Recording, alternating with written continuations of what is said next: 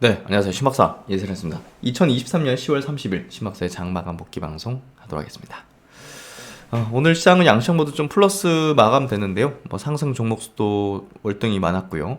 근데 조금 조용했던 주식시장인데 뭐 그 이유는 이제 거래대금이 이제 줄었죠. 많이 줄는 모습을 보여줬고 그런 부분들은 조금 뭔가 이벤트가 있을 때 나타나는 현상이기도 한데요. 혹은 증시 어떤 변곡점 부근에서 뭐 나타나기도 하는 현상이기도 한데 이번 주는 그 빅테크 중에서도 가장 최상단에 있는 애플의 실적 발표가 있습니다. 그래서 사실 3분기에는 좀 부정적인 이슈가 있었기 때문에 뭐 중국에서 이제 아이폰에 대한 수요가 조금 둔화된 뭐 그런 지표들이 좀 나왔기 때문에 어쨌든 시장에서는 조금 우려하는 포인트들도 있는 것 같아요. 뭐 그래서 일단은 조금 조용한 그런 어떤 주식시장을 좀 보인 게 아닐까 이렇게 좀 생각이 되고, 그리고 이제 내년도가 이제 뭐 24년도에 대한 경제 전망 이런 것들이 이제 리포트가 하나씩 좀 나오고 있는데요.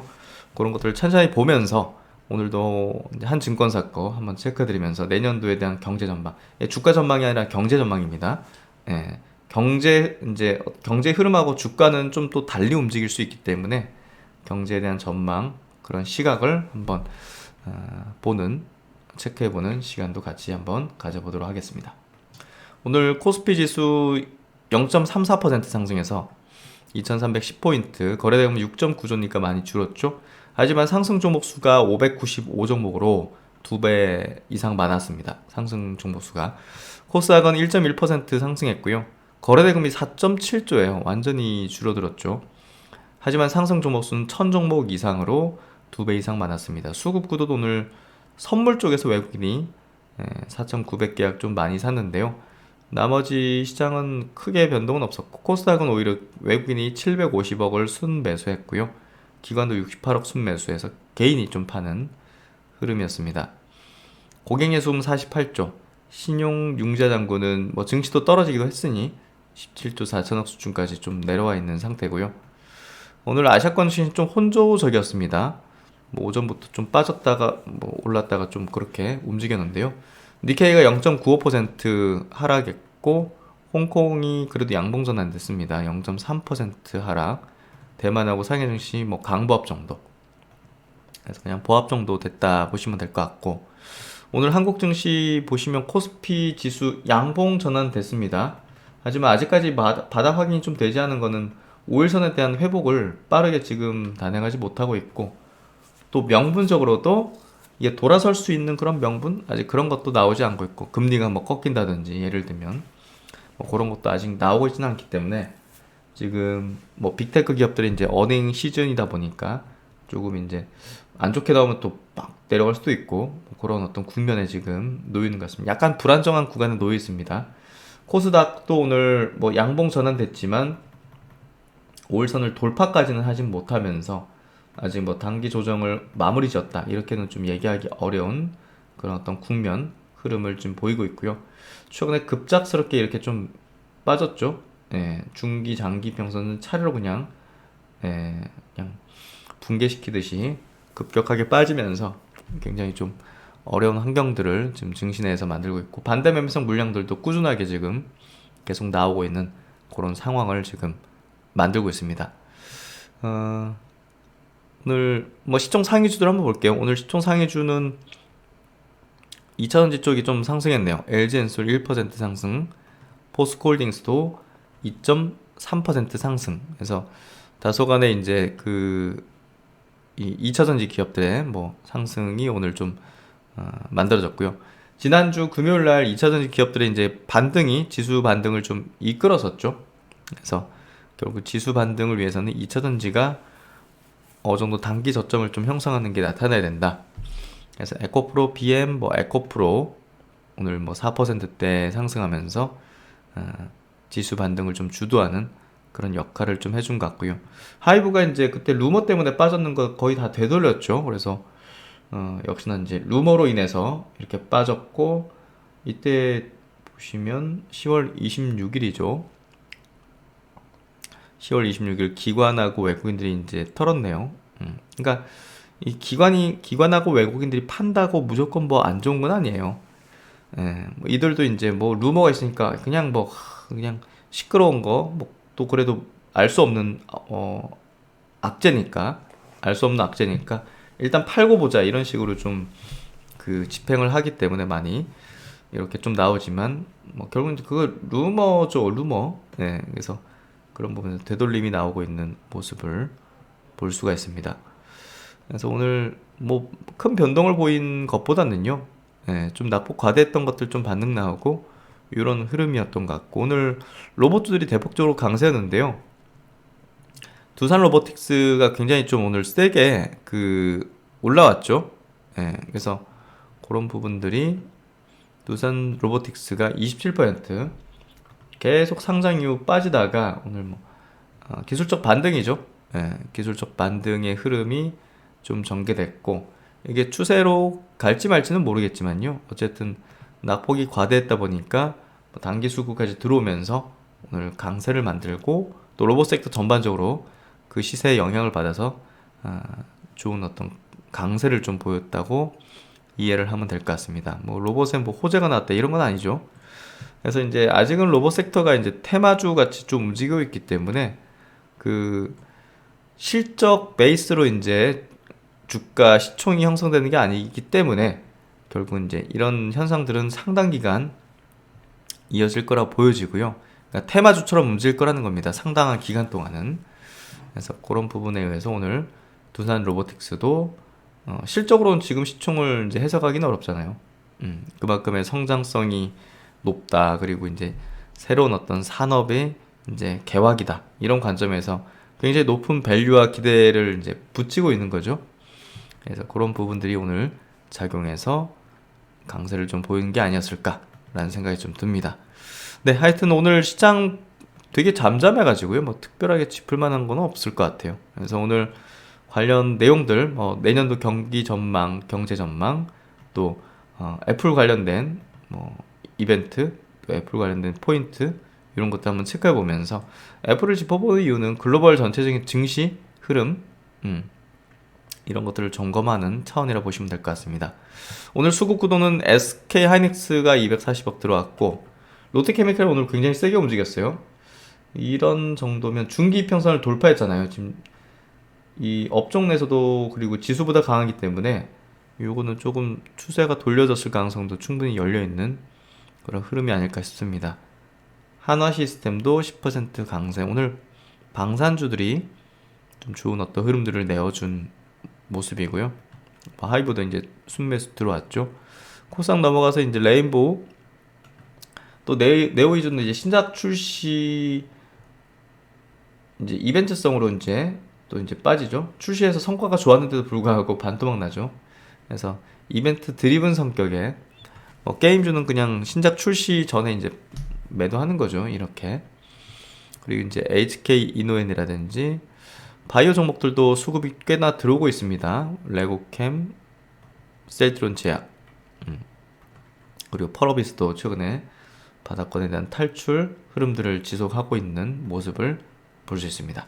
네, 하여튼 뭐 오늘 시장 요 정도 좀 정리하면서 오늘 이슈 체크하고 또 리포트 한번 체크해드리면서 또 필승의 전략 같이 한번 세워보도록 하죠.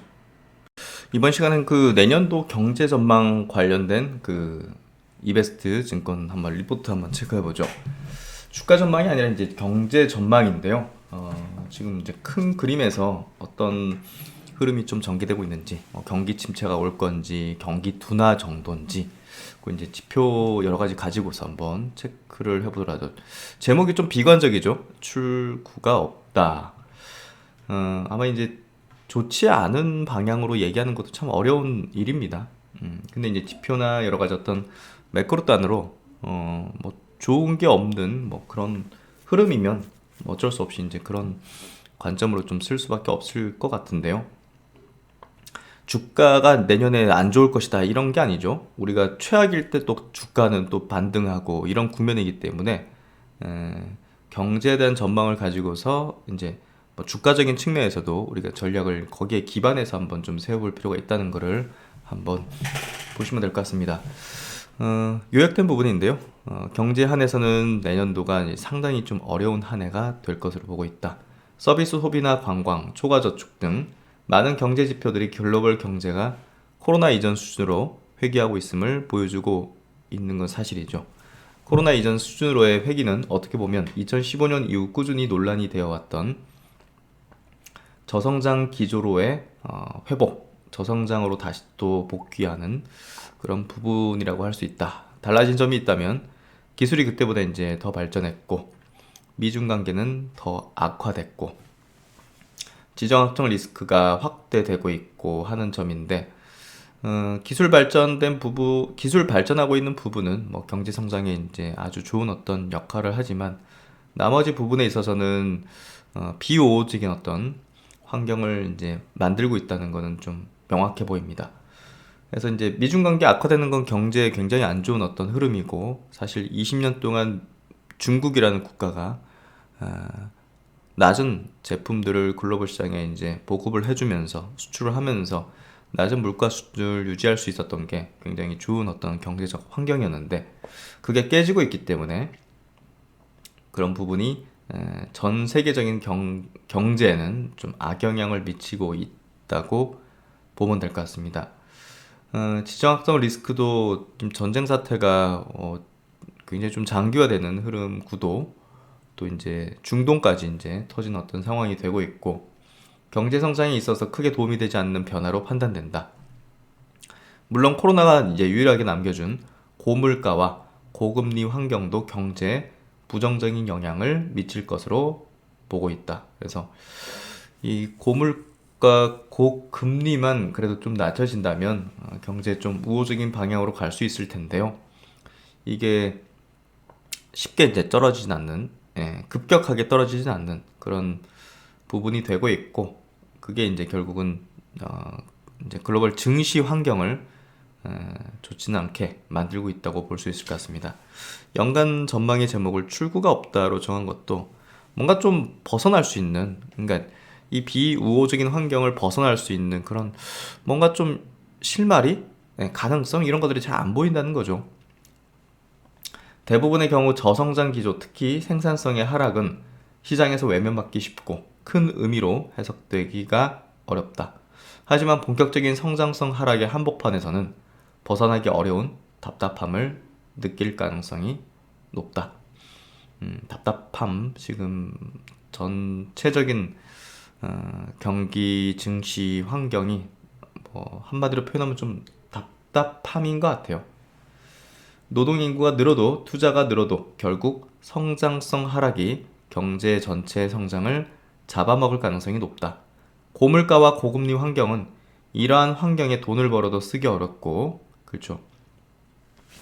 뭐 수익을 창출하는 어떤 소득이 이제 생기고 소득이 조금 높아진다 한들 사실 뭐 그 고물가 상황이 좀 이어지게 된다면 실질적인 어떤 우리가 이제 소득을 또 쓰는 그런 부분들은 이제 줄어들 겁니다. 금리 환경도 마찬가지로 실질적인 금리가 좀 좋지 않은 그런 어떤 환경을 만들게 되는 것 같은데요.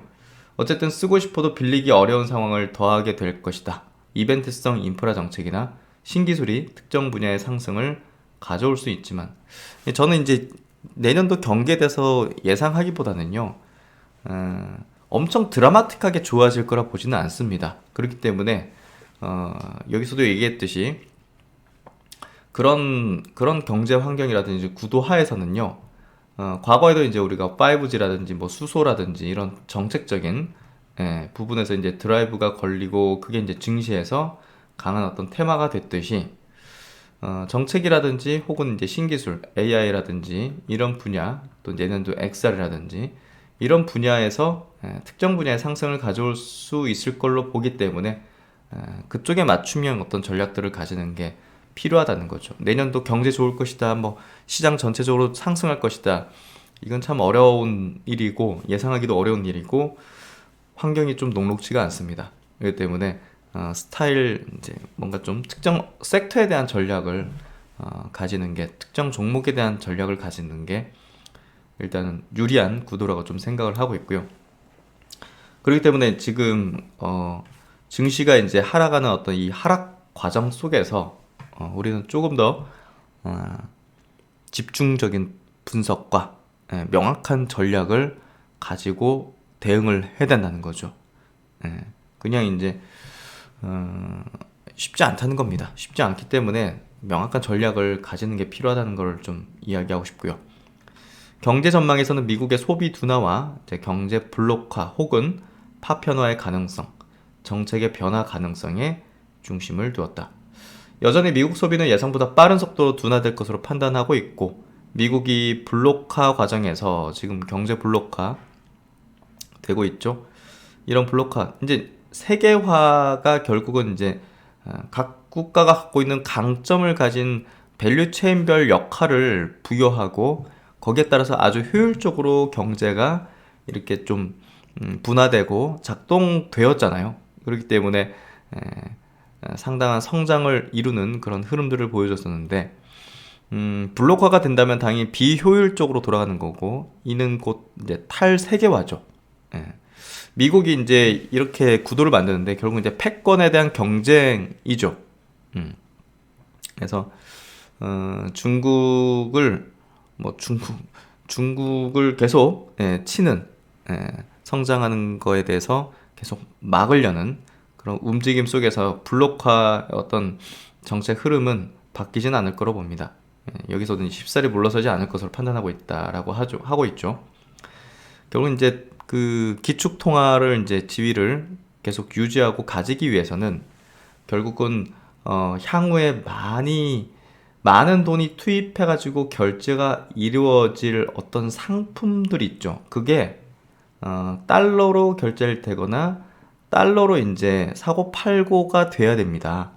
근데 우리가 이제 그 석유의 시대에서는 석유를 달러로 이제 연동시킨 그걸 해서 이제 기축통화에 공고히 하는, 그리고 이제 전 세계에 이제 국방을 미군을 이제 주둔시키면서 그걸로 인한 이제 기축통화의 어떤 지휘력과 이제 기술, 군사, 또 이제 석유 이런 걸로 이제 결국은 달러가 보편적으로 전 세계 기축통화로서 이제 쓸 수 있도록 이제 했던 부분이 컸는데, 지금 석유 시대의 종말이 되기 시작하고 있고, 또 이제 예를 들면 뭐 중국이 경제가 막 미국을 제치고 군사적으로 제치고 하게 되면 결국은 전 세계적으로 많이 쓰는 통화는 달러보다는 뭐 중국의 이제 통화라든지 이런 쪽으로 이제 될 가능성이 높기 때문에, 결국은 앞으로 많이 쓰게 될 게 결국은 뭐 반도체라든지 2차 전지 뭐 배터리 뭐 이런 거라고 판단한 거죠, 미국도. 그렇기 때문에 결국은 그런 것들을 자국으로 지금 돌리고 있는 과정에 있고, 결국 이제 군사적으로 누르고 또 이제 경제적으로 눌러야지만 한다라는 판단을 하고 있는 것 같습니다. 패권의 경쟁 속에서 결국은 이 블록화의 과정과 탈세계화는 필연적으로 되고 있고, 거기에 이제 한국 경제는 굉장히 큰 영향을 받고 있고요. 결국은 한국은 우리가 한국 내에서의 어떤 기업에 투자를 하는 데 있어서는 미국에 붙는 쪽의 산업과 기업의 투자 전략을 집행해야 됩니다.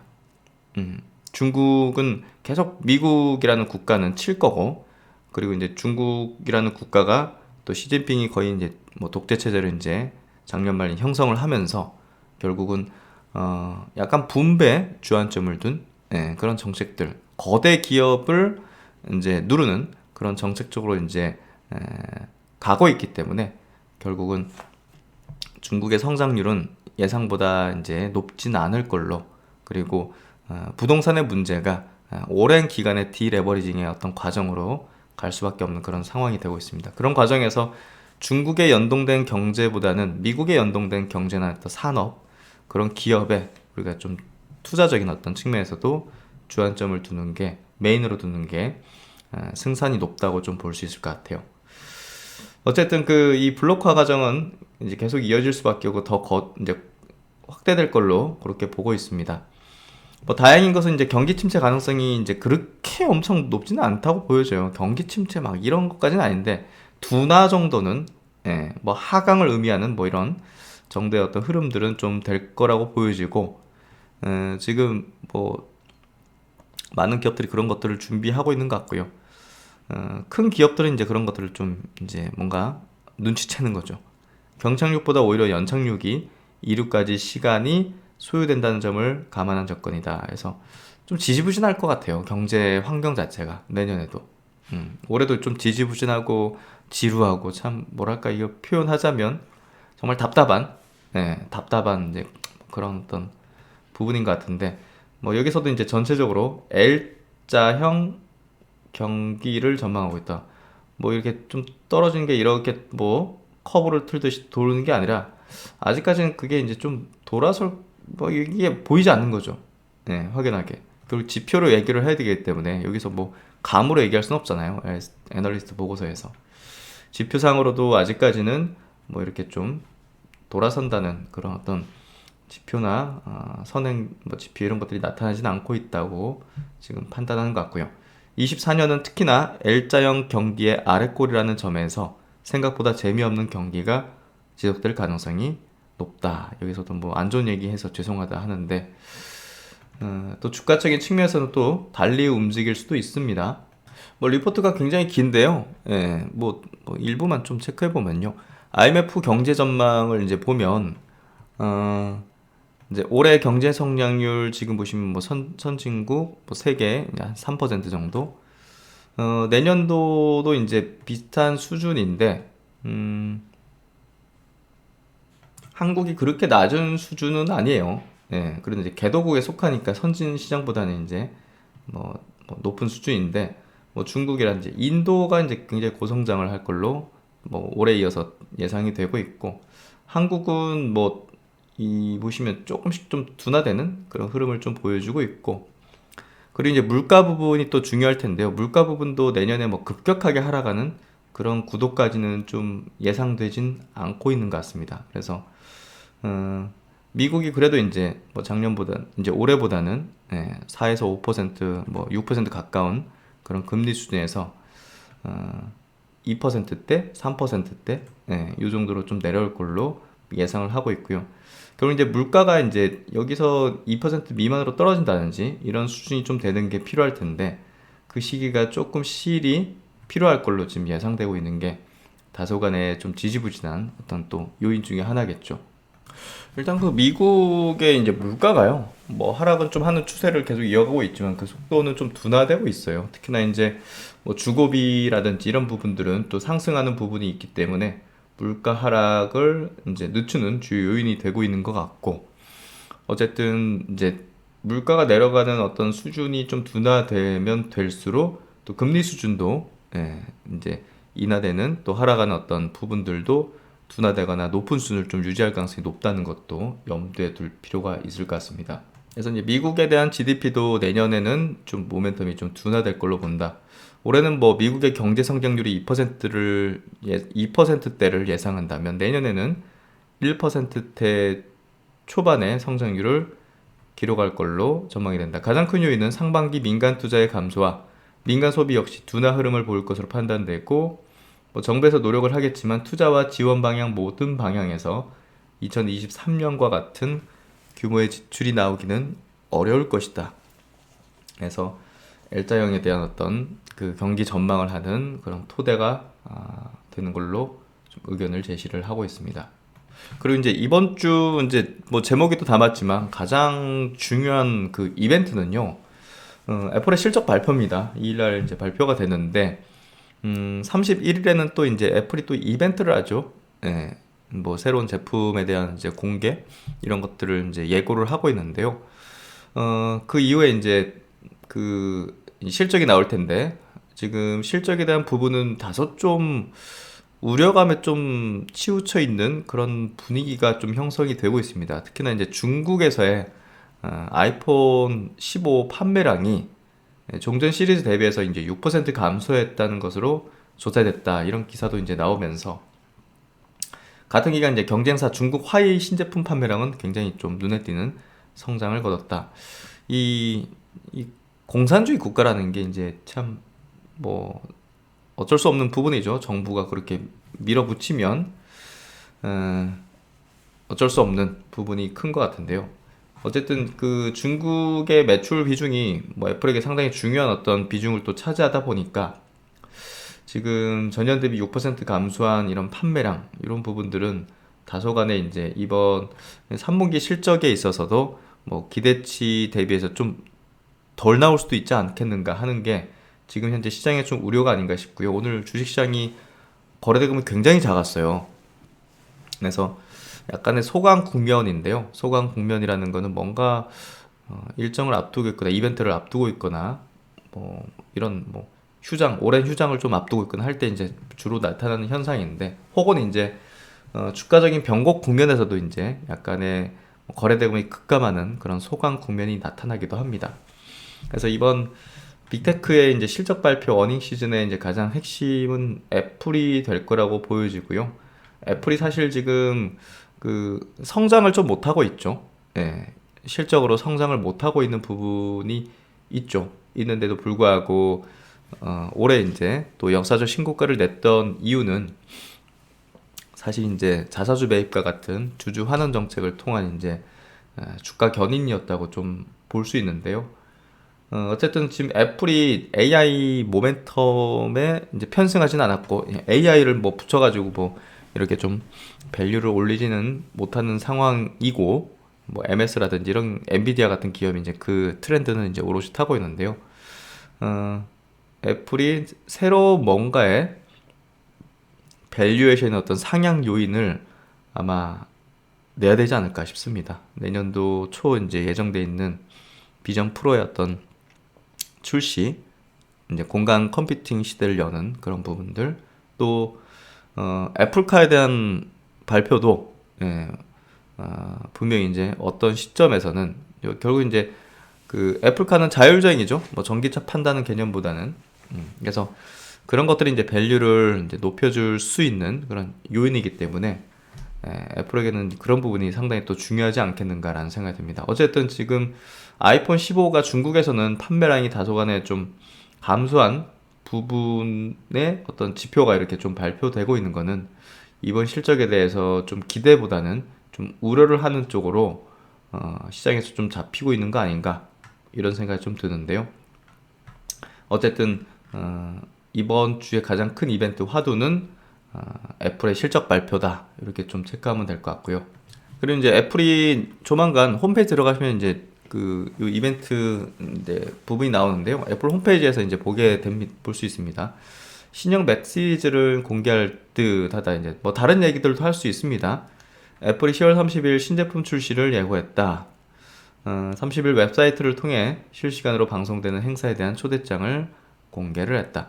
아이맥과 일부 맥북 프로의 업데이트 모델이 출시되지 않았다는 점으로 미뤄 이번 행사에서 애플이 새로운 맥 시리즈를 공개할 것으로 관측이 된다. 뭘 발표할지는 확실히 지금 얘기를 안 해가지고요. 예상이라고 보면 될 것 같아요. 그래서 애플이 10월 말에 맥 중심의 제품 출시를 계획하고 있다고 들었다. 현재는 아이맥뿐만 아니라 맥북 프로, 하이엔드 맥북 프로의 공급이 부족하다. 이제 노트북이죠. 그래서 후속 제품이 공개될 가능성. 근데 이제 여기에 M1 칩을 탑재하고 있다. 그리고 M2 칩 맥 프로 이후 신제품이 출시되지 않았다 해서 새로운 칩과 관련된 소식을 전할 수 있다. 홈페이지 들어가면 무섭도록 빠른 이렇게 좀 문구가 적혀 있거든요. 그래서 새로운 칩에 대한 얘기를 좀 하지 않겠는가라는 생각이 좀 듭니다. 지난 6월달 XR 기기 발표할 때도 이제 M2 칩을 자체 칩을 이제 공개를 했는데요. 뭐 애플은 뭐 어제도 제가 이제 일요일날 영상에도 담아드렸지만 뭐 칩도 가지고 하드웨어도 가지고 OS도 가지고 뭐 모든 생태계를 가지는 그런 엄청난 기업인데요. 어쨌든 이런 칩에 대한 부분이 아마 이번 행사에서 좀 나오지 않겠는가. 그리고 뜬금없는 얘기도 나올 수 있지 않겠는가. 어쨌든 실적적인 부분은 좀 우려감으로 지금 시장에서는 좀 받아들이고 있는 것 같고요. 이런 이벤트를 통해서 이제 실적이 잘 안 나오더라도 이렇게 우리는 또 실적을 높일 수 있고 밸류를 높일 수 있는 요인들이 있다. 이런 식으로 좀 그림을 잡는 게 아닌가라는 좀 생각도 듭니다. 그래서 이제 지난 8월 달에 나온 리포팅이기도 한데요. 애플에 대한 실적 전망이 좀 어떻게 됐는지를 좀 한번 체크 드리려고 보시면 지금 뭐 엄청난 그 매출과 이익을 내고 있는 기업이긴 합니다. 근데 보시면 아시겠지만 21년도 3,658억 불, 뭐 400조 정도 되는 거죠. 3,943억 불. 그리고 올해는 조금 역성장에 대한 예상. 예, 이뭐 이익률이 엄청 높죠. 예, 이익률이 이제 뭐 올해도 뭐 한 103, 40억, 예, 103, 40조 정도 이제 이익을 낼 걸로 예상이 되고 있고, 내년도 4천억 불의 이제 매출 500조 이상이죠. 그래서 이제 한 150조 가까이 이익을 낼 걸로 예상이 되고 있는데요. 어쨌든 이 매출과 이익 부분이 드라마틱하게 뭐 이렇게 높아지고 이런 부분은 아니라 가지고, 이게 실적적인 부분이 예상치에 좀 못 미친다 하면 조금 타격을 받을 수 있습니다. 일시적으로 분기 단위로. 그래서 제가 볼 때는 뭐 애플의 주가에는 새로운 어떤 제품과 어떤 새로운 기술로 뭔가 좀 새로운 시장을 만드는 그런 게 주가 상승의 어떤 요인으로 좀 작용할 가능성이 있지 않겠는가 해서, 아까 말씀드린 대로 두 가지 포인트, XR과 비전 프로와 또 애플카에 대한 이슈가 애플의 주가는 향후 좀 중요하지 않겠는가라는 좀 생각이 듭니다. 그래서 애플도 이제 그 AI 쪽 생성형 AI 시장을 잡기 위해서 연간 10억 달러의 자금을 투입할 예정이다. 그래서 뭐 애플도 이제 AI 쪽 자금을 투입해서 그 흐름에 이제 편승하고자 하는 그런 액션들을 취해 나갈 걸로 예상되고 있고요. 어쨌든 이번 주 뭐 애플 실적이 뭐 기대치보다 좋을지 나쁠지는 알 수 없지만요. 시장에서는 그걸 좀 기다리고 있고, 다소간의 변동성이 줄인 좀 소강 국면이 되고 있다. 그때 기점으로 올라갈지, 증시 전체적으로 좀 올라갈지 내려갈지가 좀 뭔가 변곡이 되는 그런 흐름인 것 같은데요. 어쨌든 뭐 연말에는 다소간의 지지부진한 좀 정체적인 어떤 증시의 흐름이 좀 예상이 되는 것 같고요.